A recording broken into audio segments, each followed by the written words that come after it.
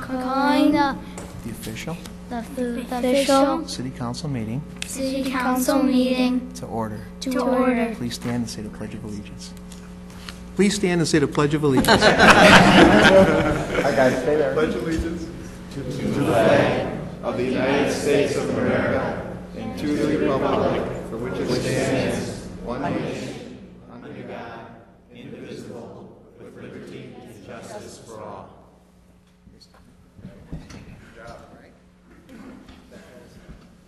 That was Den 1, Pac 15, Jefferson School, Cub Scouts, Boy Scouts, I should say. How about a little round of applause for these guys?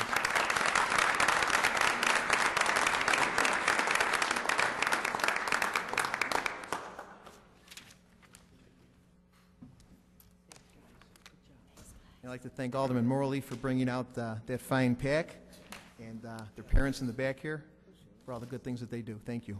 At this time, in order to make this meeting official, I would ask Clerk Spencer to call the roll, please. Gutenkopf. Here. Pezza. Here. Shea. Here. Leader. Here. Rose. Here. Graham. Here. Hipskin. Here. York. Here. Nybo. Here. Healy. Here. Morley. Here. Kennedy. Here. Mulliner. Here. Wagner. Here. 14 present, 0 absent. 14 present, 0 absent. We have an official quorum. And at this time, I would ask if there are any written petitions or communications from the public. At this time, if you would please approach the dais and present those to our clerks, Patty Spencer. Thank you. Anybody else with written communications, petitions for our city clerk here?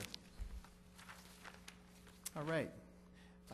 Hearing none, I will now open up our public forum portion of our meeting where anybody from Elmhurst can speak about anything related to Elmhurst city business.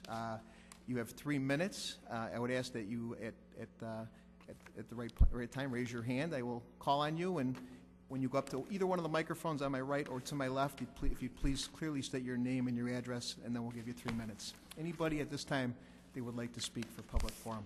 The gentleman in the middle there? Go ahead.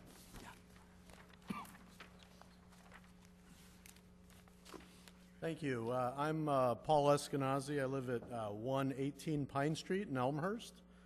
I'm here to speak on relation to our ongoing drainage problems on Pine Street, which I've spoken with at the council meetings before and at Public Works committee meetings. And we've gone through a process here where we came to the city back in March relating to the problems we've been having the previous year and previous years regarding the drainage on Pine Street. Since then, we've worked with the Public Works Department and the city, which they hired MWH engineers to initiate a study to take a look at the drainage problems related to Pine Street, Avon, Willow, that general area. What was going on. And we'd like to thank the city for taking that initiative, and Public Works in particular. I've worked closely with Mike Hughes, our group has, in terms of trying to be diligent and help with the study so that we could try and get to the bottom of what the problem was and see what remedies were possible for that. The investigation, there was an initial study done. The investigation came back and said that there was some remedial action that needed to be done to put in some additional drains in the existing pipe. And we met with MWH and Public Works and our alderman at that time. Basically that the Pine Street and the associated neighborhoods did not have input into it at that time, so we had some input with MWH, and they realized that they needed to go back and take another look at it because there was information we provided to them that they didn't have. And they went back and they reinvestigated and came back with a study, which we have a draft copy of, which basically states that the drainage pipe along First Avenue when it was designed and put in the 60s, was inadequately designed for the 5- and 10-year storm design criteria that were laid out for design of the storm sewers. That was the revealing point in the study, and they proposed various actions for correcting that and associated estimated costs. We are asking the city to move this process forward. As a group, we understand of the deficit problems and the budget problems that the city has at this time, and we as taxpayers, we don't want to minimize that. However, we have a real problem here that affects many residences in this neighborhood, and we believe that the priorities that the city looks at for deciding what gets cut and what goes forward, what gets capitalized, what stays in operations, are directly related to how many residents and the people that it impacts, the taxpayers of the city per se. We believe that there's a lot of us in this area that are impacted by this deficient sewer that was put in, and we need to remedy it. So we're asking the city to move this process forward and look creatively how this can be funded. Whether it's capitalized, possibly there's a grant that can be looked at. Well, we don't want this to be shelved because of the ongoing deficit problems and budget problems. We're here to express our concern on that behalf, that the city has to understand that our property values are going down due to this problem that exists in this neighborhood. So we thank the city for moving it forward, and we would like them to continue to move it forward, and we're willing to work with them to do that. Thank you. Thank you. Anybody else that would like to speak for public forum at this time? Anybody? This gentleman here to my right.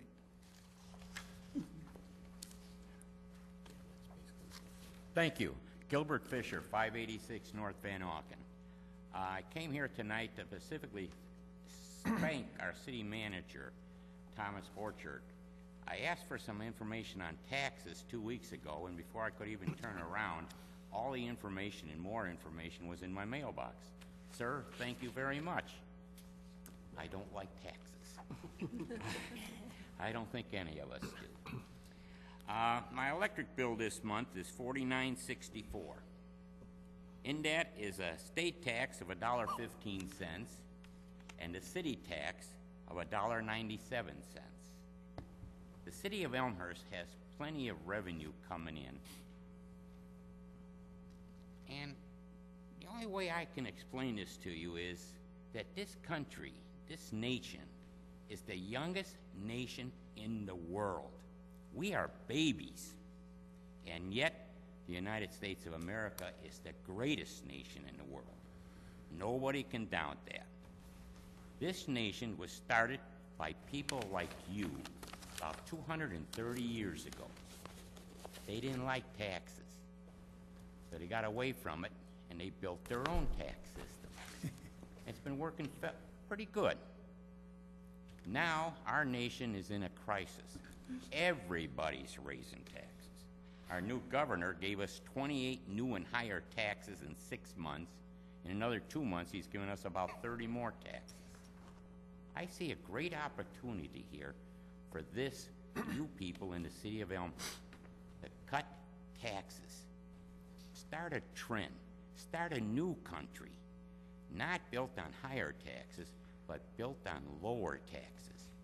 If you cut taxes, prices in Elmhurst will go down, and I believe people will do more shopping here because of the less taxes you put on things, and you make more money. Once again, sir, thank you very much for the information. City government works, and you proved it. Thank you, Mr. Fisher. Anybody else that would like to speak for public forum at this time? Anybody? This ma'am right here? There you go.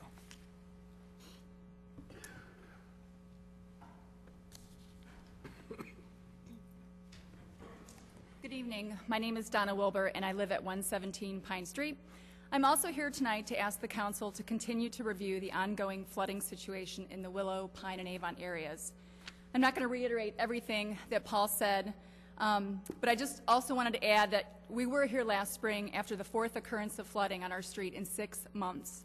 While we recognize that last year was one of record rainfalls, we also know that this was not the first time our street experienced flooding.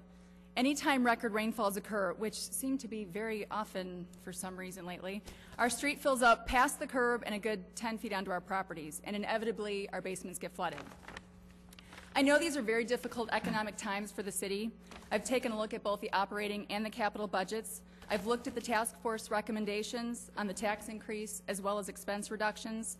I'm asking the council to please not be short-sighted and only look at next year when considering the budget, but beyond that. There are many projects on the city's 5-year capital budget. Some of them, for obvious reasons, are more pressing than others. But we do ask that you not ignore the city staff's findings that this is a problem and is something that should be corrected. Maybe the project can be done at a lower cost. Perhaps it could be combined with another project. The city seemed to have no problem finding hundreds of thousands of dollars in grant money for a new fountain that the city did not need. Perhaps there's grant money available to repair infrastructure and not just landscaping. We're just asking for what most other neighborhoods in Elmhurst have, a system that takes away the water when it rains.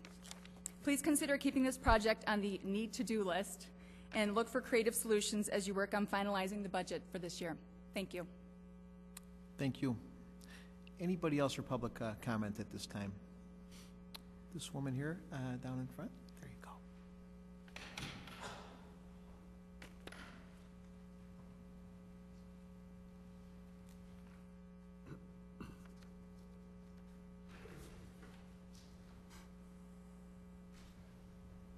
My name is Pat Corning, and I live at 153 Avon Road. In fact, I have lived there now for 49 years. I come here tonight to speak for the people who live on Pine Street, 1 block away from me. Our home has a waist-high sewage and stormwater removal system, and consequently, we never had water in our basement. Never, that is, until August of '07, when the power was off for several days, effectively negating the value of a sump pump in stormwater removal.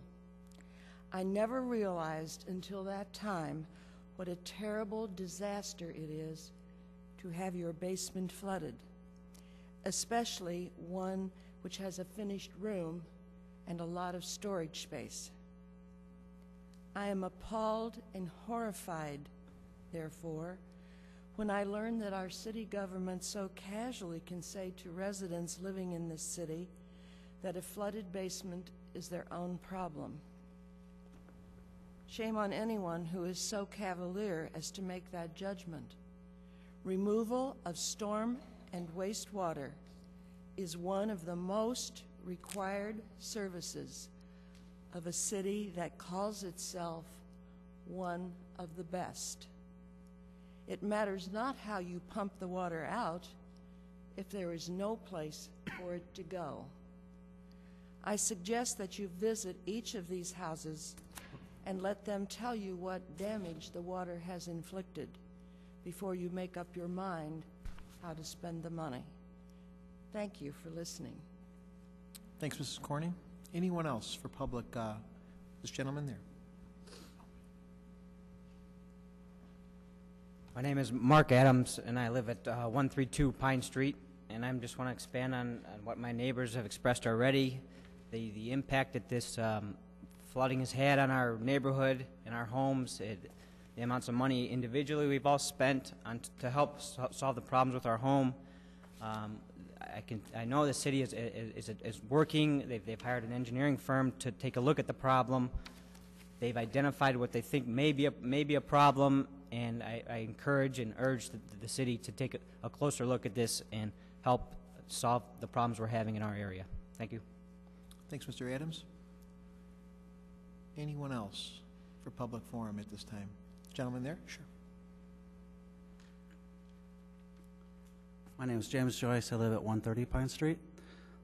I'd just like to document that this latest rain, I was away from home on business for a week. I came back, and it was not I didn't know how bad the rain was. I didn't think it was that bad from the weather reports. I was in California. But when the taxi drove me up and I saw the 3 hoses on the driveway with water coming out of them with the sump pumps working, and I knew my wife was sick, so I saw her face emerge, just that disgusted look, and she had already labored to put furniture and whatever she could lug out. This time it's like, let's just get rid of this stuff. I'm sick of trying to get clean off the bacteria and all that grows in that kind of damp environment. And so, you know, you can go by our house and you can just see a stack right now as we speak, as I speak today, of things that are going out to the street. Some of which might have value if you're interested. But so I just wanted to document that this latest storm, you know, has its toll. Mr. Joyce, what was your address again? I'm sorry. 130 Pine Street. 130 Pine. Thank you.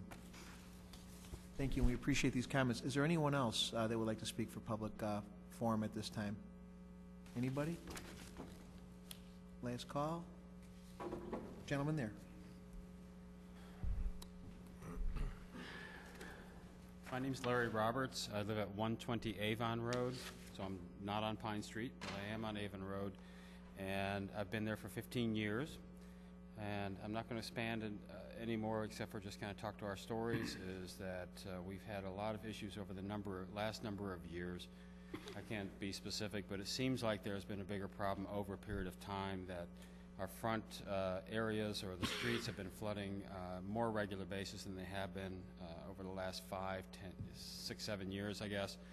We have experienced more water in our basin than we've had 10 years previous to that.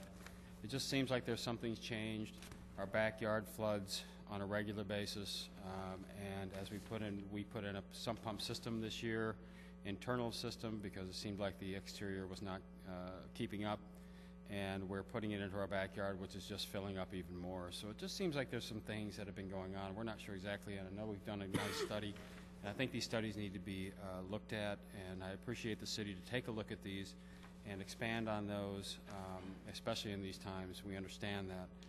We just would like to take a look at what's going on in this area and try to find out what the solution is to try to alleviate some of the capacity issues that may be happening within the drainage system within this area alone. So I appreciate your time. Thank you. Thank you, Mr. Roberts. Anyone else for public forum? This woman here. My name is Peggy Wilson. I live at 149 Avon Road. I'd just like to mention that First Street needs repaving very, very badly. In fact, when we come back into town, my husband almost always cuts over to Schiller and comes down Schiller because it's so badly. This might be a creative way of thinking about fixing the sewers that are down there on First Street, that when you do that repaving, that you could look at the problem of the sewers at that same time and perhaps save the city some money in doing that. Thank you. Thank you, Mrs. Wilson. Anyone else for public forum? Anybody? Okay, I will now close public forum and go on to the next item on the agenda, which is the consent agenda. I would ask at this time, is there anyone that would like anything removed from the consent agenda? Possibly a question on an item or a potential no vote on an item. Anybody like to remove? Alderman Shea? Yes, I'd like to remove B. Item B, okay. So moved. Alderman Pezza. Item P. Item P.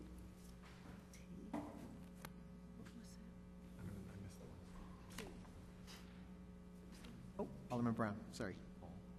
Item I. Item I.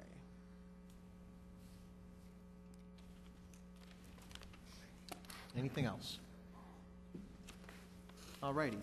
At this point, I'd ask for a motion and a second to approve the consent agenda, less items B, I, and P. Alderman Hipskin, Alderman Morley. And I ask Clerk Spencer to call the roll, please. Hipskin. Aye. Morley. Aye. Gutenkopf. Aye. Pezza. Aye. Shea. Aye.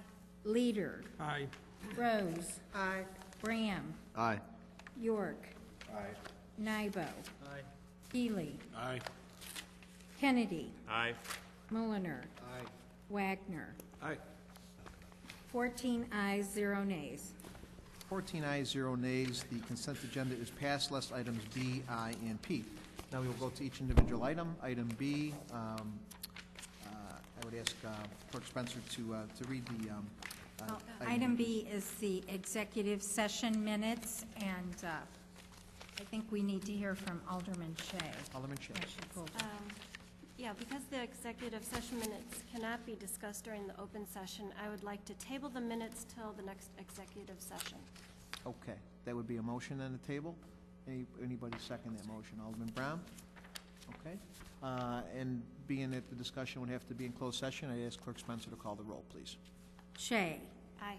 Graham. Aye. Gutenkopf. Aye. Pezza. Aye. Leader. Aye. Rose. Aye. Hipskin. Aye. York. Aye. Nybo. Aye. Healy. Aye. Morley. Aye. Kennedy. Aye. Mulliner. Aye. Wagner. Aye. 14 ayes, 0 nays. 14 ayes, 0 nays. That motion is tabled to executive session at our next meeting. On to item I. I would ask Clerk Spencer to read the report, please. Therefore, the Development, Planning, and Zoning Committee recommends approval of the requested text amendments. The city attorney is hereby directed to prepare the necessary documents for city council approval. Respectfully submitted, Development, Planning, and Zoning Committee, signed by Stephen Morley, Chair, unsigned by Susan J. Rose, Vice Chair, and signed by Norman Leader, Alderman, 2nd Ward. All righty. I ask for a motion and a second to put this on the floor, please. Alderman Morley and Alderman Pezza. And discussion. Alderman Morley? I'll be interested to see what the question is. This is pretty straightforward. It's a text amendment that's addressing two issues. One is the use of real estate signage in C3 and the I-1 districts in Elmhurst. Pretty much the norm in surrounding areas and areas like this is 32 square feet for real estate, commercial real estate. That's standard, typical standard 8-foot by 4-foot piece of plywood. Our standard is actually more restrictive than that, cuts that in half. Because it is the norm, we have found that with people who own these commercial properties, anybody who comes into town, more often than not violates this, and we have to go tell them to take it down and then reconstruct a smaller sign, and it's just somewhat of a burden for these people. So that's the one text amendment, would be allowing for commercial real estate signs in C3 and I-1 to be increased to 32 square feet. And then the other text amendment are real estate development signs. That's kind of a coming soon type of sign. The best way to describe that, or the best example of that, is the Elmhurst Hospital, Elmhurst Memorial Hospital, that's being built at the south end of town. If you travel south on York Road, you'll see there's kind of a coming soon sign. It's a picture of what the new hospital is going to look like. That sign's actually, that's actually legal because it was one of the million variations that the hospital asked us to review. But normally those signs aren't permitted at all, and this text amendment allows for a conditional use of that type of sign. Thank you, Alderman Morley. Alderman Brown. Thank you. Excuse me, thank you. My primary question here is really the first revision, as you spoke to, text amendment being the signage going from 16 square feet to 32 square feet. And really the question is, for the other commercial districts, C1, C2, what would be said to those property owners if they would also deem it necessary or feel that they would also need a larger sign of 32 square feet? Alderman Morley? We discussed prior to this application being submitted to the commission those other districts, and we felt that this primarily applied to C3 and I-1. So those other zoned areas would be limited to the 16 square feet. That's what would be told to them.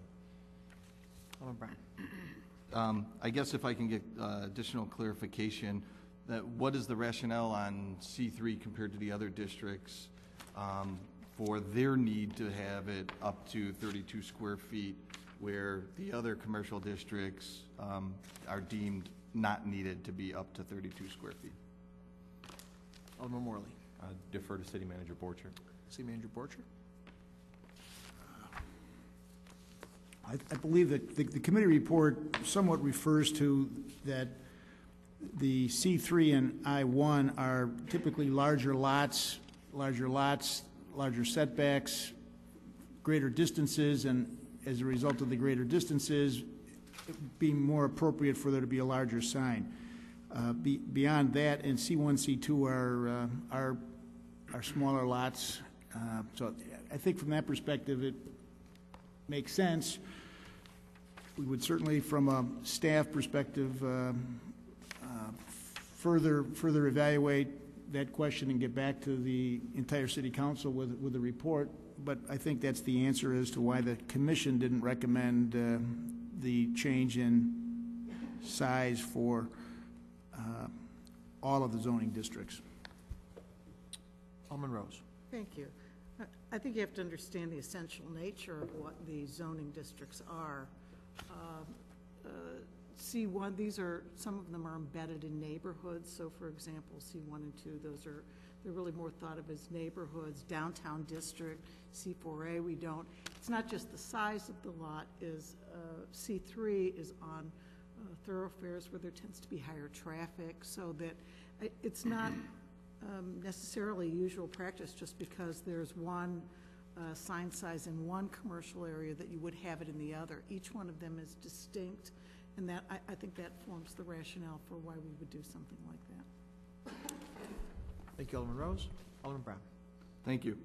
And I agree with the commercial districts being different and therefore some things applying to one commercial district and not to the other. Some that were touched on were C4A, C4, agree wholeheartedly. The biggest, I guess, clarification I was looking for was between C2 and C3. The thoroughfares sometimes are actually the same thoroughfares with C2 on one side and C3 on the other side. So I wasn't clear on why C3 was isolated in this election. C2 does more than likely back up more so to residential property than a C3 area would. The only other question I have for clarification is it was mentioned about the setbacks. Are the setbacks in C3 twice as great compared to the other commercial districts? Therefore, the signage, deeming the signage to be twice the size? Because I would ask the opportunity to do a memo, and we'll put all of that in a memo. Thank you. Thanks, Alderman Brown. Any other discussion before I ask for a roll call vote on this? Actually, this is a report. We can do a voice vote. Okay. Any other discussion? Okay. We'll do this vote by voice. All in favor to approve the report, case number 09P-09 of the Elmhurst City Ordinance text amendment for our zoning for signs. All in favor? Aye. Aye. Anybody opposed? Okay. That motion carries unanimously. And next item is item P. I'd ask, it's an ordinance. I'd ask Clerk Spencer to read the ordinance, please. ZO-09-2009, an ordinance to grant a conditional use for the vacant landlocked parcel adjacent to 1015 South Route 83 in the city of Elmhurst, Illinois. And I'd like a motion and a second, please, to get this on the floor. Motion second. Alderman Pezza. Second, Alderman Morley. Discussion. Alderman Pezza. Thank you, Mayor. Since I voted no last time, I decided to go back and do a little bit more homework on this, and I came up with a few more questions. I'm not sure if I may direct toward Chairman Morley or if I just ask in general. I guess my first question is, it's my assumption that Mr. Sloan, when he originally built this business, since then has actually met his parking requirements. Is that a correct assumption? Does he have the required parking already that he needed for his business? I'll defer to Alderman Morley. Go ahead. I don't know if having the required parking for his current business is relevant. This was about granting conditional use for a parking lot for additional parking behind his property. So I don't know if I can answer your question. He has parking on his property. Is there someone that would know if it meets the requirement, Mr. Borchert? He's in compliance. I defer to City Manager Borchert. It is my understanding that current property is in full compliance. Okay.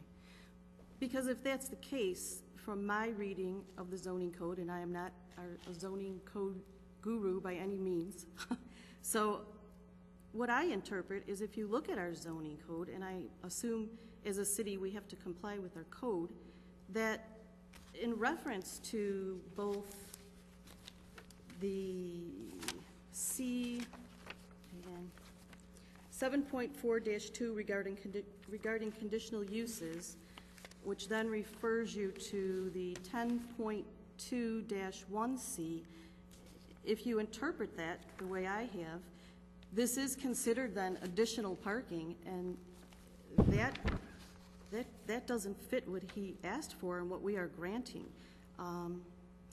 It only allows for required, to meet your required parking under our zoning code if you go to those 2 points. So my point is, if this is bonus parking, and he already has his required parking, which we just said he did, I think this needs to be readdressed so we can be sure before we make this choice and this decision that we can uphold our ordinance and our decision. And I don't know how to do that other than put it back to either the committee or the commission, because my interpretation from our code is that it strictly states required parking, and this is additional parking. So I'd like to iron that out if we could. Okay. Any other discussion? Alderman Morley. I'll defer to City Attorney Storino on some of the specifics, but specifically what we reviewed was what was a permitted conditional use for R2. I don't know how it relates to parking requirements for a C3 business that's adjacent to it. And I don't have the code in front of me that you're referring to, so I'll defer to City Manager Storino. I will say that during our committee, we specifically asked if what Mr. Sloan was asking for was his process legal, and the fact that what he was asking for was that legal. And it was the legal opinion at the time that he could apply for this conditional use for parking. But I'll defer to City Manager Storino on the specifics as it relates to our code. All righty. City Attorney Storino, do you have any comments on this? City Attorney. I was hoping I'd get to be the manager. I either gave him a promotion or an additional load of work, one of the two. Well, I haven't looked at the specific provision that Alderman Pezza has related to me, but I know that in our opinion, and we rendered this opinion as Alderman Morley said, that the conditions that are required for a conditional use, which are reflected in the ordinance, were met by the petitioner. And I don't know that that the required parking means you can't have more than the required parking on the additional lot.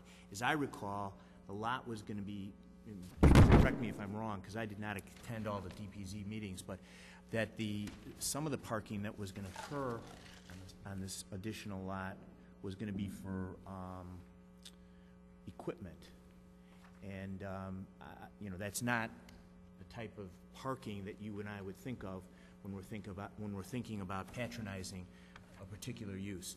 So our opinion was that this, in fact, did meet the conditional use requirements of the district, and we rendered that opinion. Very good.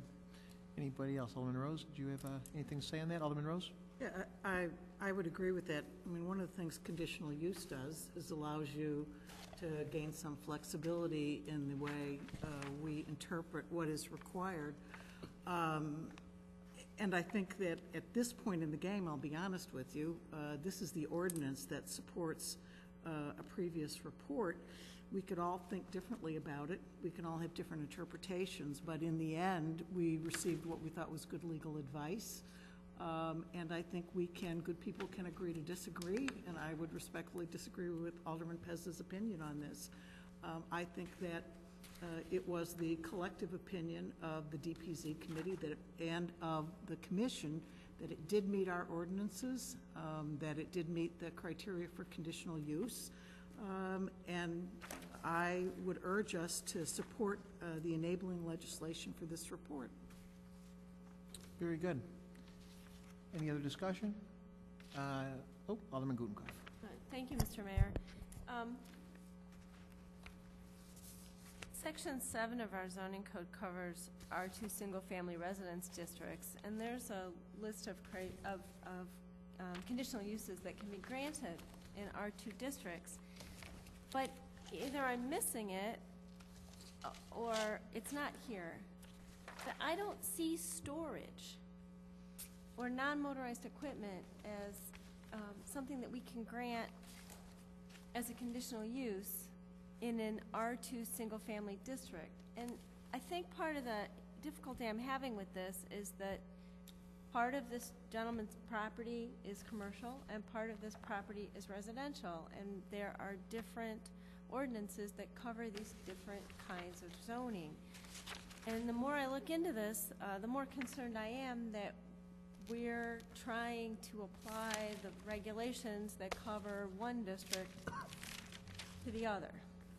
And until this property is either all commercial or not, I'm much less comfortable supporting this conditional use in an R2 single-family residence district. There just doesn't seem to be anything in here that allows for storage of non-motorized equipment. Parking lots are conditional use, but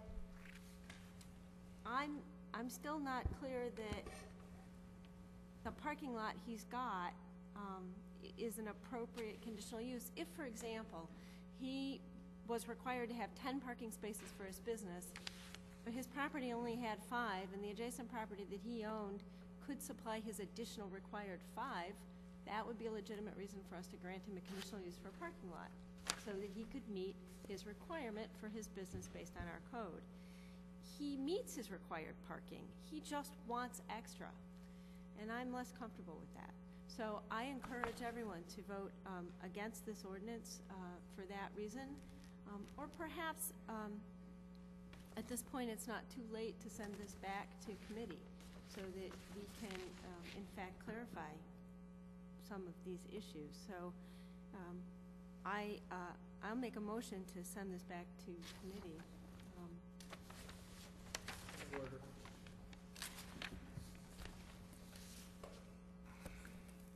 Point of order. Okay. There's a point of That order. motion's out of order. I don't think you can, the ordinance doesn't come from any committee.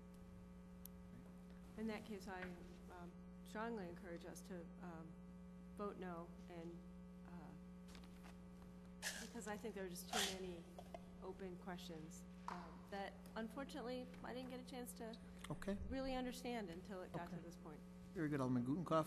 I'm going to go to Alderman Morley, then Alderman Rose, but I would like to say for the record, our city attorney has looked at this. This came through our DPZ, our zoning, 4-2, I believe, and we have legal advice here that says this is perfectly legal and we're in compliance. So Alderman Morley and then Alderman Rose, and I'm going to ask for a roll call vote after that. Thank you. Thank you, Mr. Chair. I urge everyone to support this.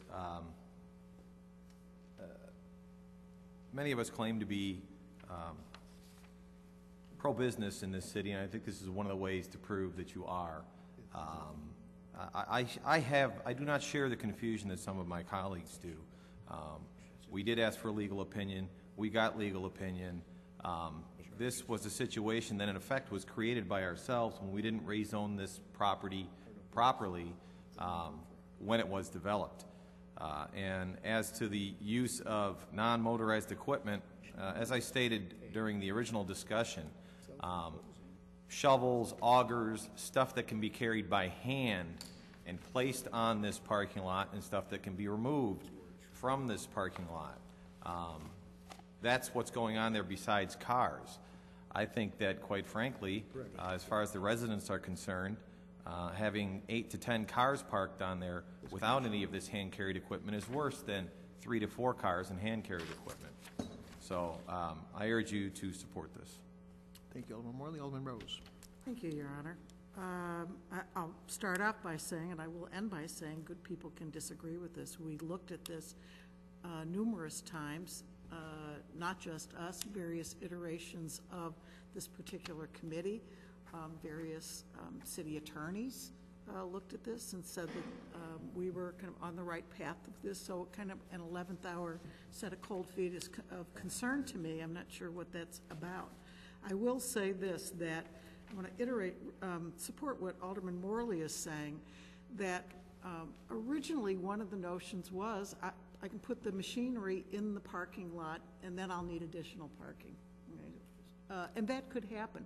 Just because you have something that is zoned for parking doesn't mean that you can't use it for other things, which is parking other equipment. You can use it for that. That is possible. And the second point I'd like to make is under zoning law, you don't need a reason to request a conditional use. You can request a conditional use for a variety of reasons. But what's critical is that the request meet the 7 criteria of the conditional use. So there is nothing in zoning law that says there are correct reasons and incorrect reasons to request conditional use. That is not my understanding. And I will say again, good people can disagree on this. This is a perfect case in which good people of several councils have all disagreed on it. I think we're at a point of decision making, and I would like to take my last minute to say I would like to call the question. All righty, question is called. Does anybody have an issue with calling the question? All righty, at this point, I ask Clerk Spencer to call the roll, please. Pezza. No. Morley. Aye. Gutenkopf. No. Shea. Aye. Leader. Aye. Rose. Aye. Graham. No. Hipskin. Aye. York. Aye. Nybo. Aye. Healy. Aye. Kennedy. Aye. Mulliner. No. Wagner. Aye. Looks like 10 ayes, 4 nays. Is that 11 ayes or Oh, excuse me. It's okay. Thank you. was Wait a 10. second, let me 10 redo that. 10 ayes, 4 nays. It's okay, I just Yeah, want to make 10 sure. ayes, 4 nays. 10 I was ayes, right. 4 nays, that Okay. motion does carry. And the discussion, a lot of that discussion was at our last meeting, so, but that's okay. That's what we're here for. And the next item on the agenda, reports and recommendations of appointed and elected officials.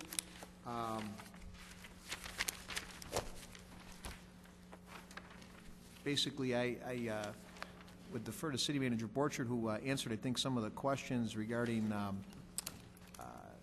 know Alderman Gutenkopf had some questions about 10%, 5% cutbacks. Those are all in our packet.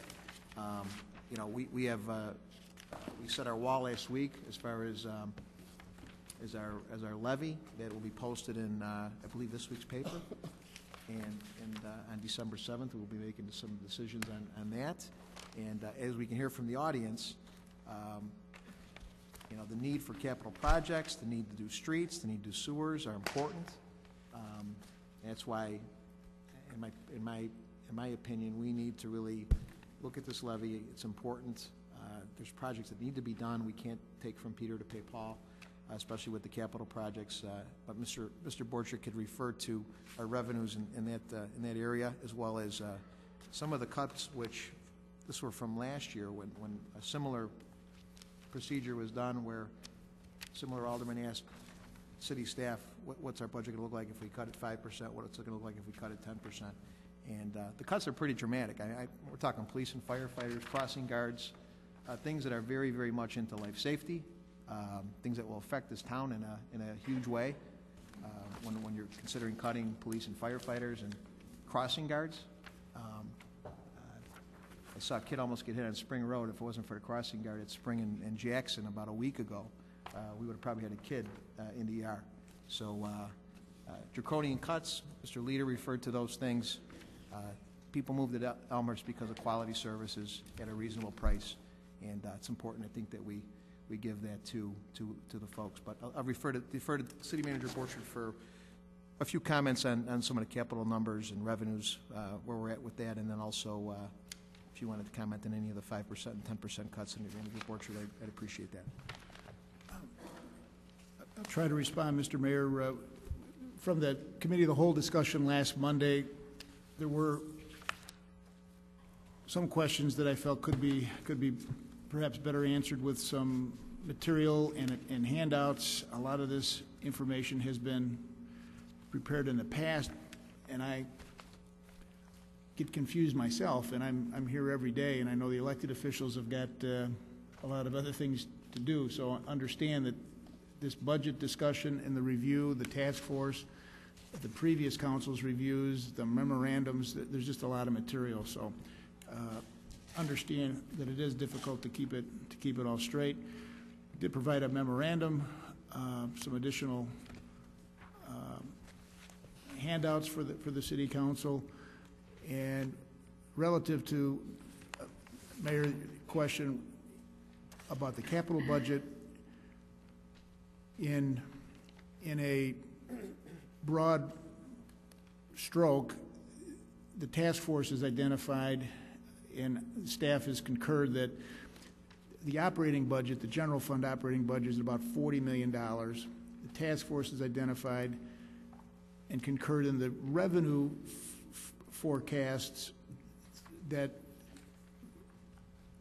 the revenues that are now in place, and as those revenues are anticipated to provide revenue for that 10-11 fiscal year, it appears that there's about $6 million short, and the task force has identified that $750,000 would be their recommendation as to dollars to go into the fund balances. So they've identified a shortfall and a need for new revenue or cuts, some combination that would add up to 6.75.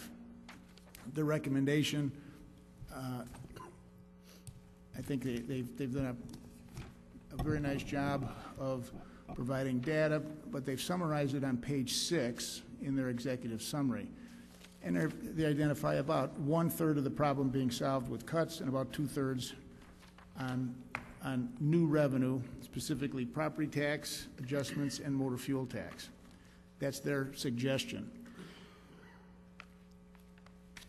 The council and the committee of the whole discussions have expressed concerns about the cuts and what would the cuts look like, how are the cuts going to be handled, what would the cuts specifically be, those types of questions.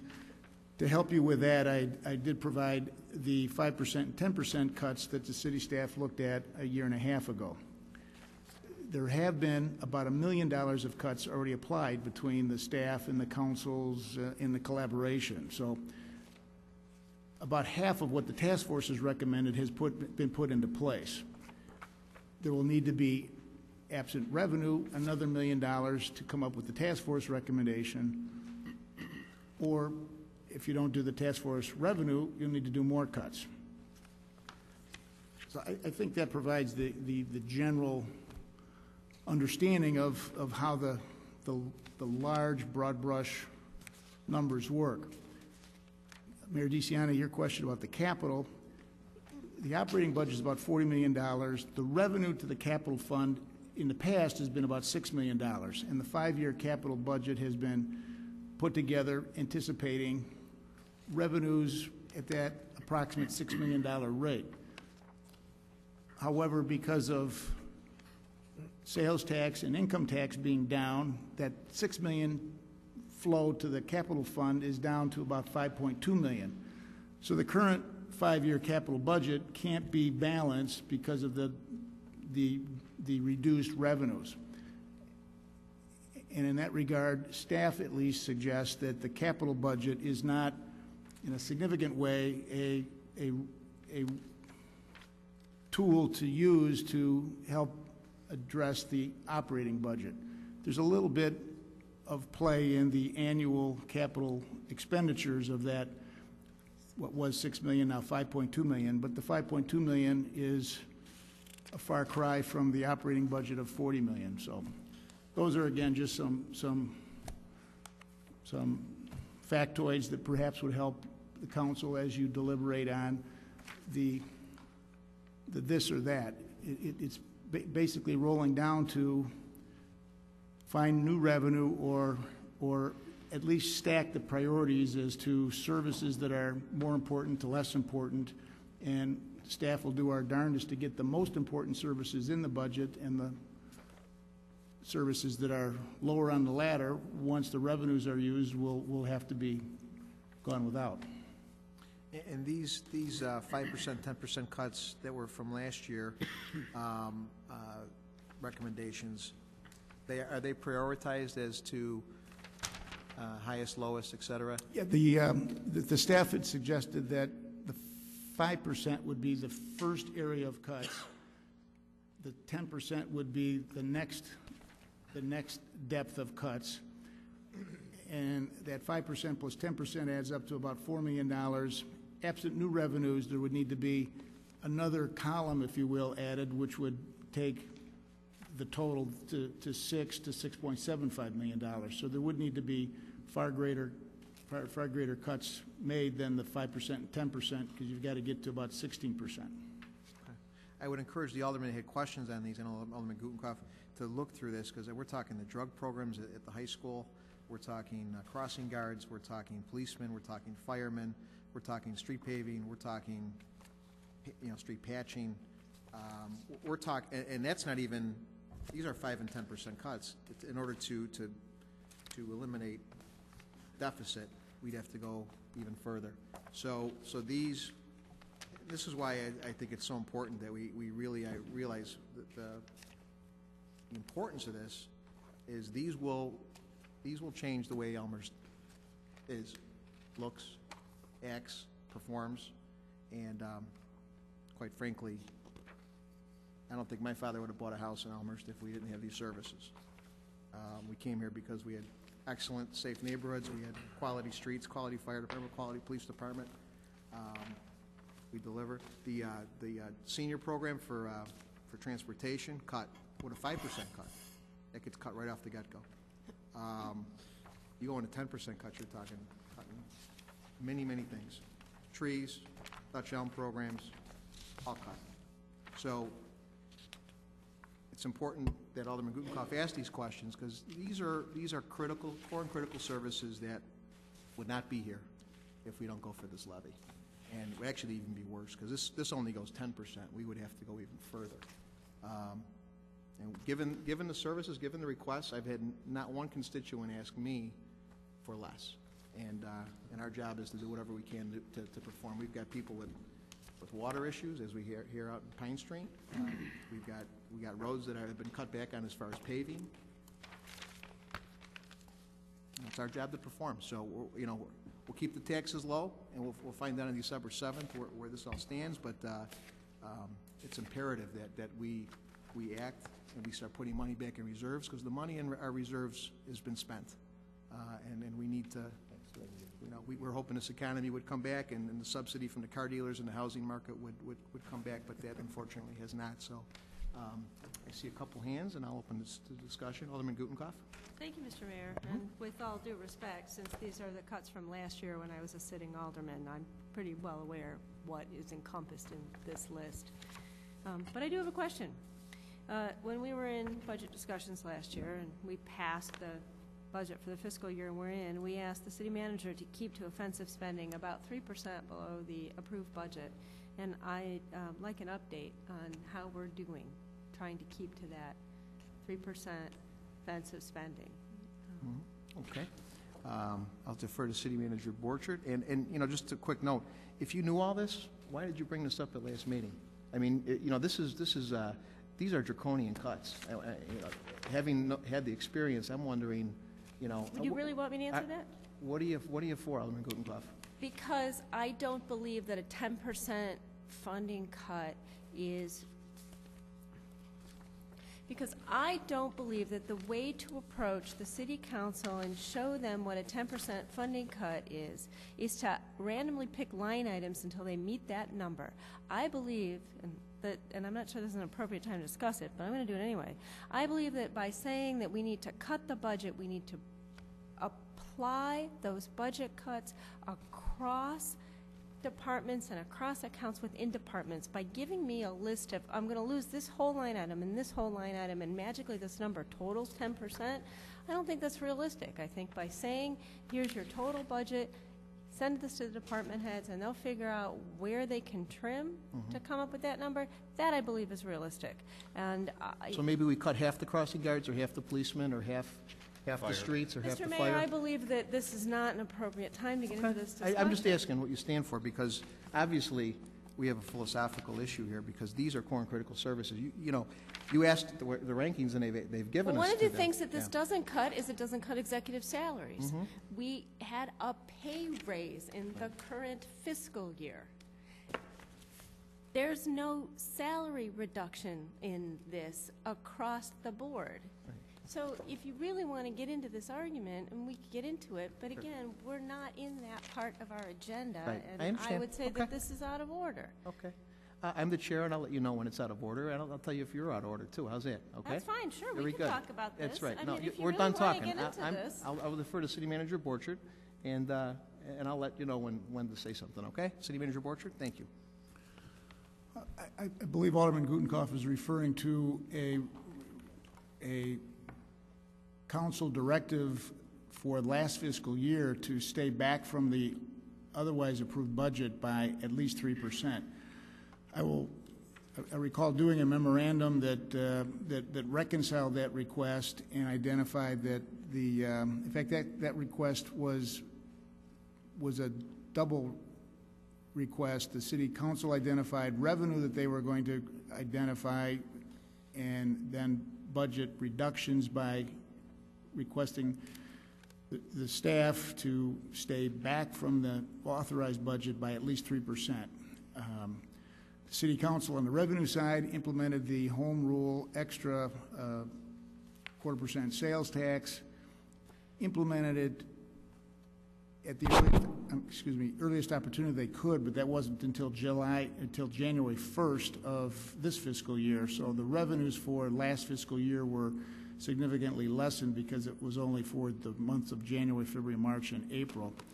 On the expenditure side, the audit recently completed was used to look at the actual spending versus the budget, and I believe that the reduction from the offensive spending was closer to 5%. But that memorandum I will redistribute. Thank you, City Manager Borchert. Just for point of clarification, I mentioned at the last meeting, the Public Works, the FOP, our police unions, took a 2/3 pay cut to help us balance and make our bills, and I do appreciate their help. And likewise, all of our executive staff did the same thing. They got no more of an increase than the guys out there working the streets. And, you know, these guys need to make a living. I think a 1.5% increase on the average was what they were received. And coming on a union contract down from 3.5%, 4%, I think we did pretty good without having to go to arbitration and deal with expensive legal bills, et cetera. So I appreciate the labor out there helping us out. And not one executive got any more of a raise than the guys out there. So just point of clarification. And next on the agenda is item 8.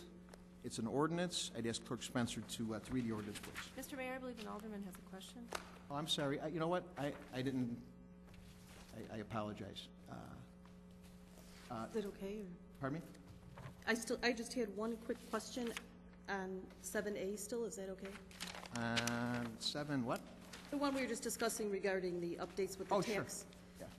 Regarding the public hearing, I just wanted to be sure that, are we on target? Was that notice filed? Will it be in the paper? When's the hearing?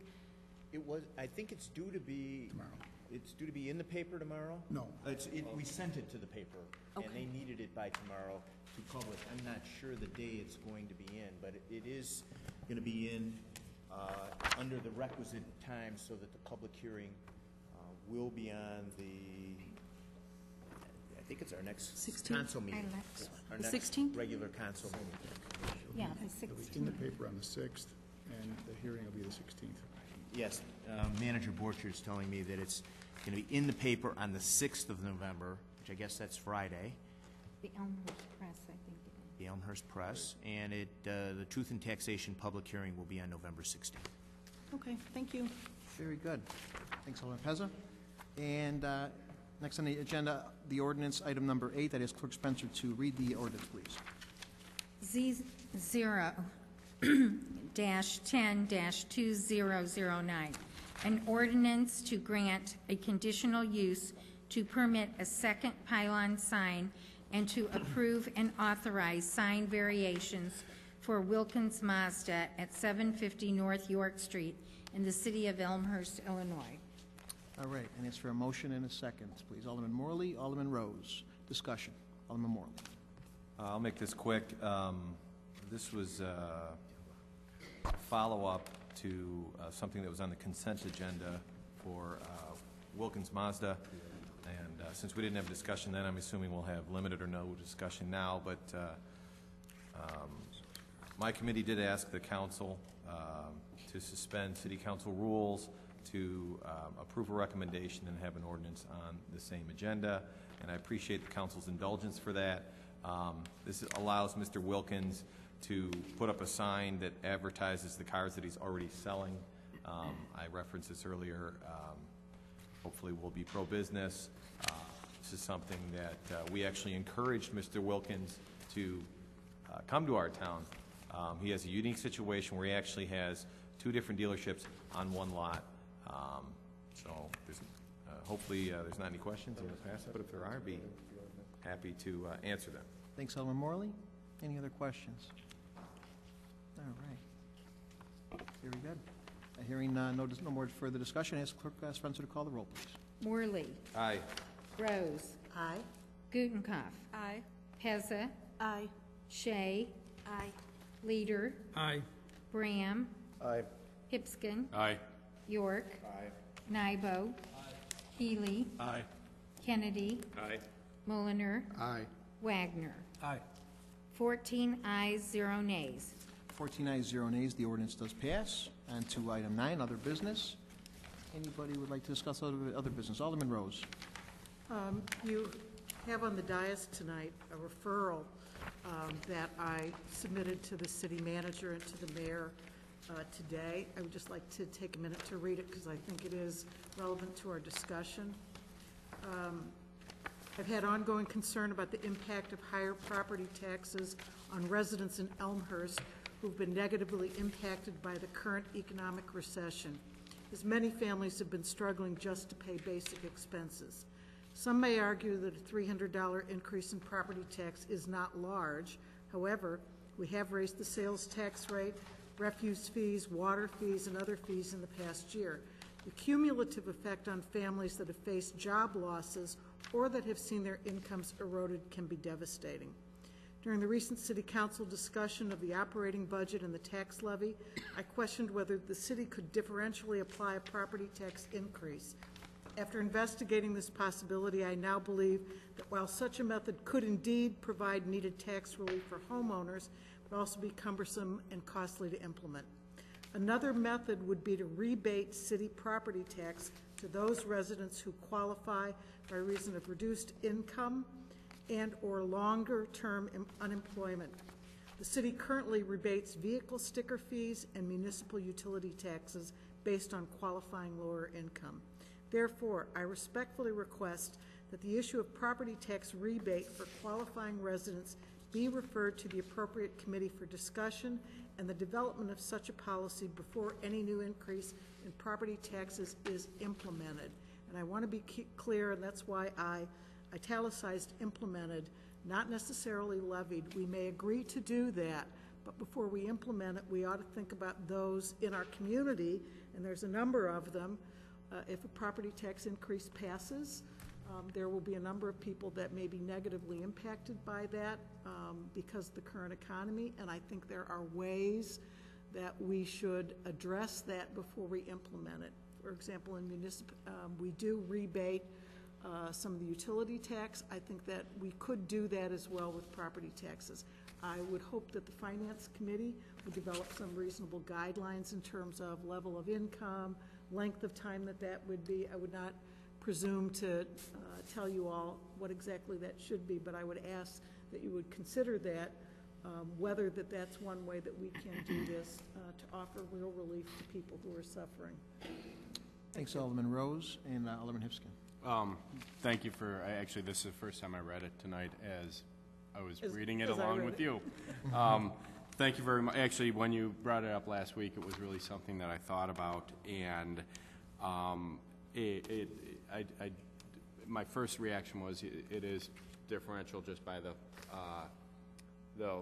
value of the home, but looking into this and putting it the way you stated, I think that we can start evaluating and hopefully find some other municipalities, whether they be in DuPage County or really, I think we can look state or nationwide. It probably will be something pretty easy to look at. So I will make sure that this is referred to Marilyn and Tom so we can get some look at what possible. I don't know what I can promise right now because I don't have enough information, and it really will boil down to all 14 of us. What you promise is your good hard look at that, and that's all I'm asking Okay, for. and we will do that, and we will report back to the council. Thank you. It's an excellent recommendation, and Alderman Hipskin, who's the chair of our finance department, our finance committee, will look into this. And you know, this is a tough situation for us. We don't want to have to raise taxes, but we also have to provide services and pay the bills and keep people happy. So, but we also realize that times are tough. If this could work out, this would be really a win-win, because the people that are really, you know, God forbid you're out of work, or God forbid there's an issue that makes you unable to take care of the increase. This would take that into consideration. So I appreciate you looking at this and hopefully coming up with some great, it's a great idea, Susan. Alderman Rose, I appreciate the good thoughts. Any other business? Alderman Peasant.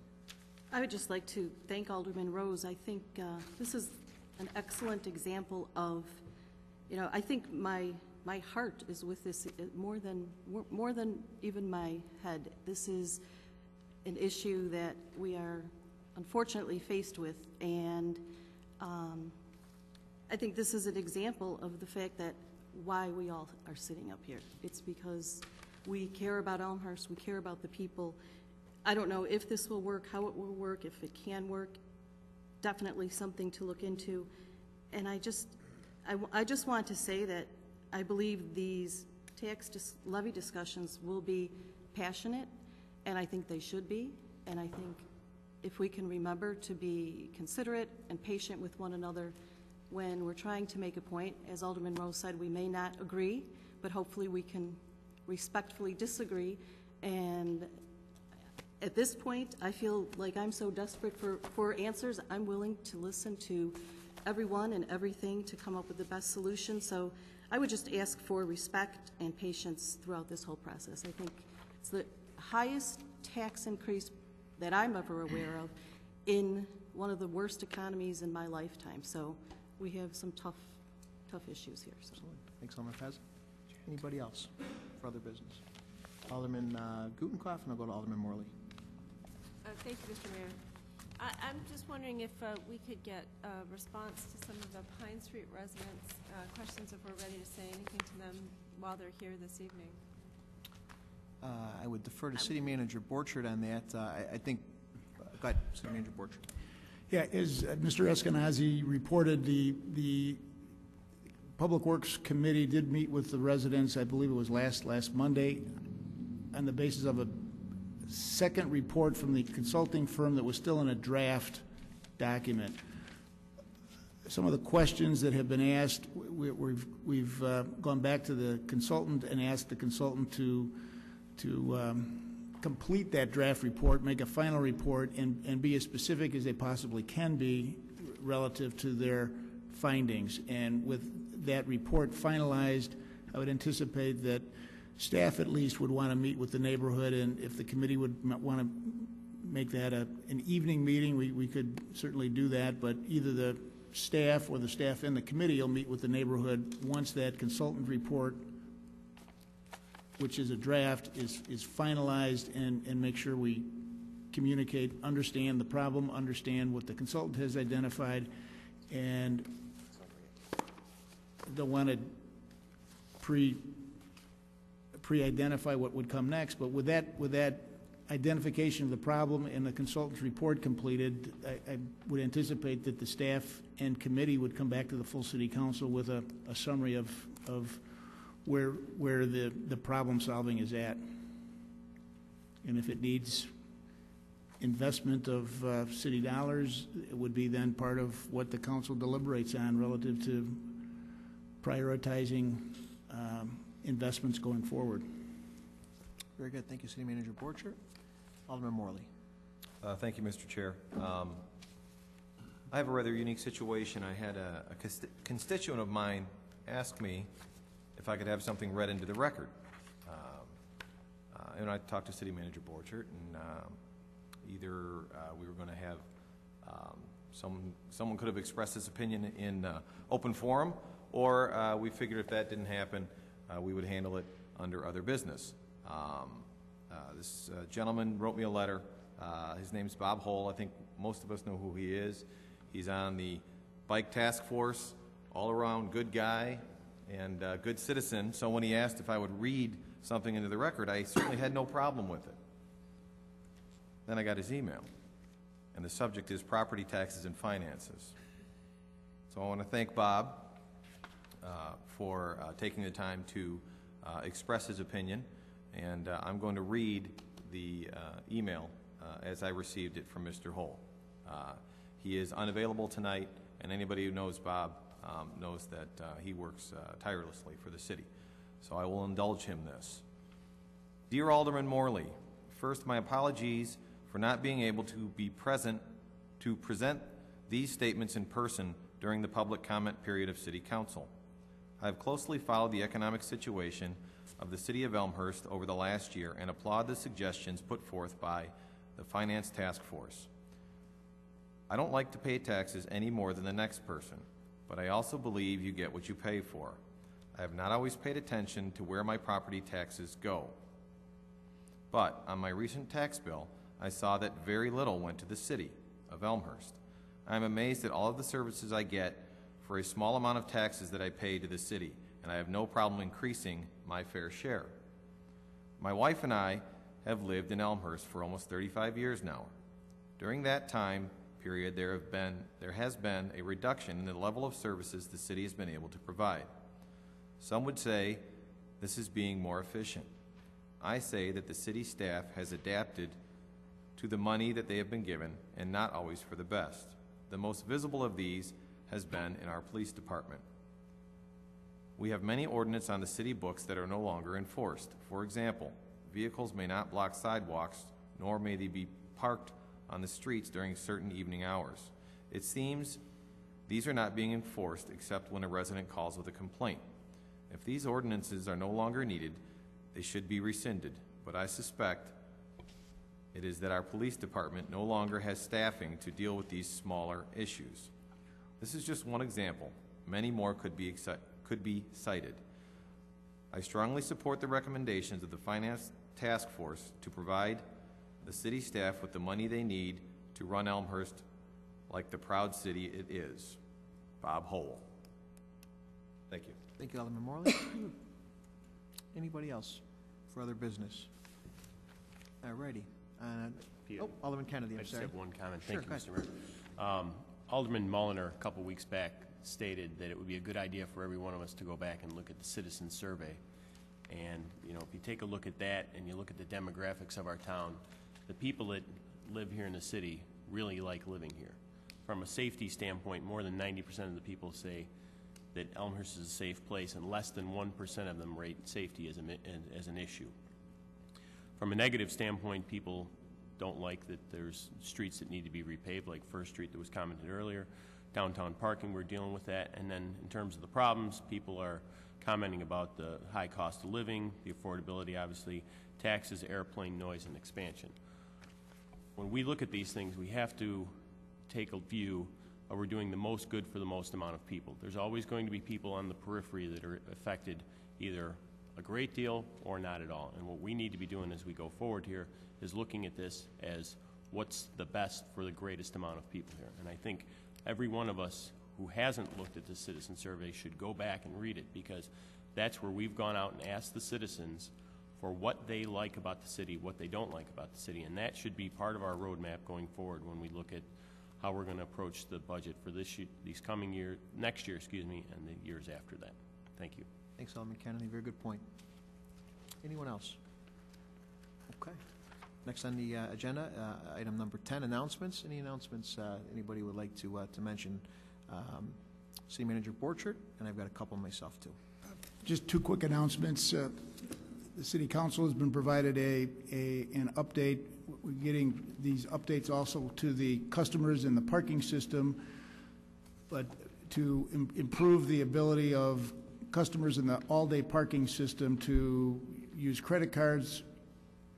A automated pay by space system will be installed over the next month or so. You will still be able to, if a parking customer would rather buy a monthly pass, you can buy the monthly pass, display the monthly pass, and bypass the parking terminal.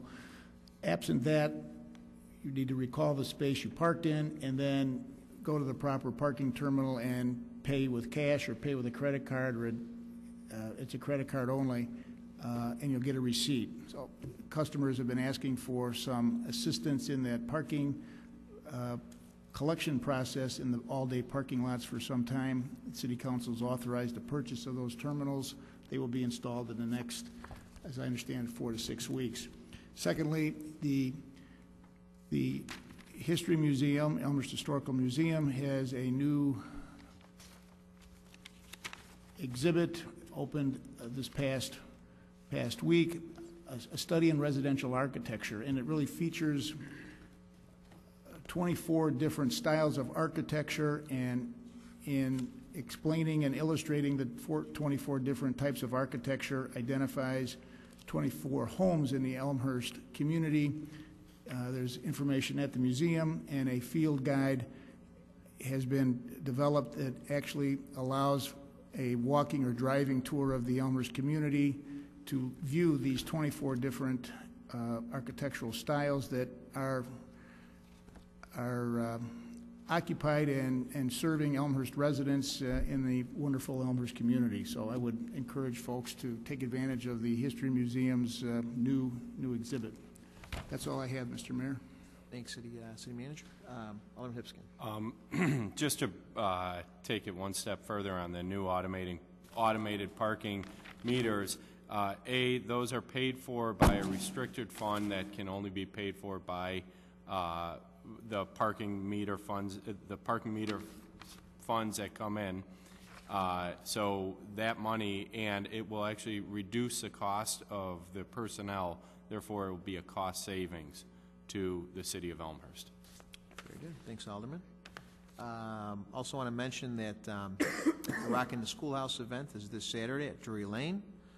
So hopefully everybody at the dais here and staff and anybody like to come out would like to come and attend. It's going to be a great event at Drury Lane. I think they're expecting 400 or so folks. So that's it's a great turnout. I know many of us are already signed up for that. So also, another state champ in town, Timothy Christian girls soccer, just won state over the weekend. So I think this is a great thing. We've got 3 high schools in this town.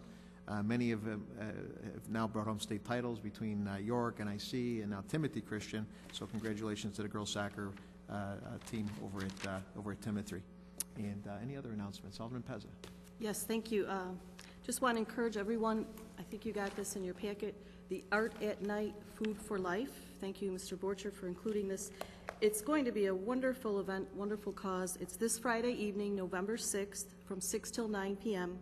There are 50 local businesses. It's restaurants, shops, art galleries, the museum, the library, the college, all participating in conjunction with United Community Concerns. It's an organization that donates food and food certificates to families and seniors in need, and they really need our support. Each business will be donating 10% of the proceeds from that evening, and you're also welcome to bring canned goods to drop off for the cause. So if you can attend, it's a good cause. Thank you, Alderman Pezza. Very nice. Anybody else? More announcements? We're good? All right. Ask for a motion to adjourn, please. Alderman Morley, Alderman York. All in favor? Aye. We're adjourned.